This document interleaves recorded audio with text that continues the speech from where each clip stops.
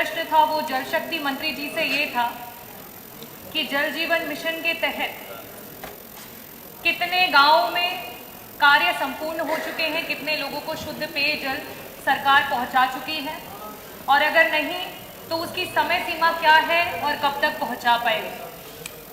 बड़ा ही निराशापूर्ण उत्तर रहा, क्योंकि मंत्री जी ने ये कहा कि जल लोगों तक पहुंच तो पाया नहीं है, साथ ही साथ ये कब तक पहुंचेगा इस बात की भी जानकारी मंत्री जी को और विभाग को नहीं है।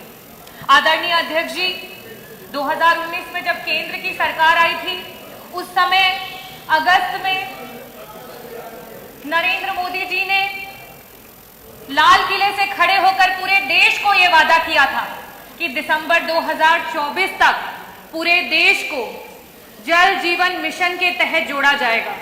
और आज दिसंबर 2024 में ये प्रश्न यूपी असेंबली में खड़ा हुआ और उसका उत्तर विभाग के पास नहीं है। और ये अपने में प्रत्यक्ष है कि ये सरकार सिर्फ जुमलेबाजी करती है और झूठे वादे करती है, उसके अलावा इस सरकार के पास कुछ भी नहीं है।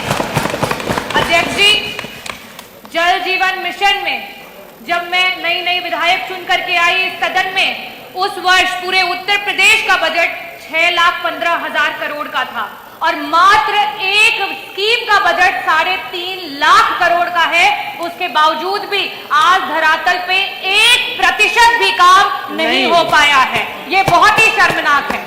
इसके अलावा मैं आपके माध्यम से, क्योंकि जब जब प्रश्न उठते हैं नेता सदन के द्वारा, हमारे सीनियर मेंबर हमारे मंत्री जी खन्ना जी अभी जस्ट चले गए, शायद इस उत्तर को नहीं देना चाहते थे। साथ ही साथ जल मंत्री जी बार बार चाहे वो सत्ता के विधायक हो या विपक्ष के विधायक हो, हर बार यही कहते थे कि हमारे लोगों को पानी मुहैया करा दीजिए, कम से कम जब तक हर घर नल नहीं हो पाता हैंड पाइप दे दीजिए। हर विधायक ने अपनी गरीब जनता के लिए, अपनी प्यासी जनता के लिए हैंड पाइप की मांग की, लेकिन ये सरकार इतनी संवेदनहीन है कि सरकार ने कभी भी उन बातों को नहीं सुना और हमेशा नकारा।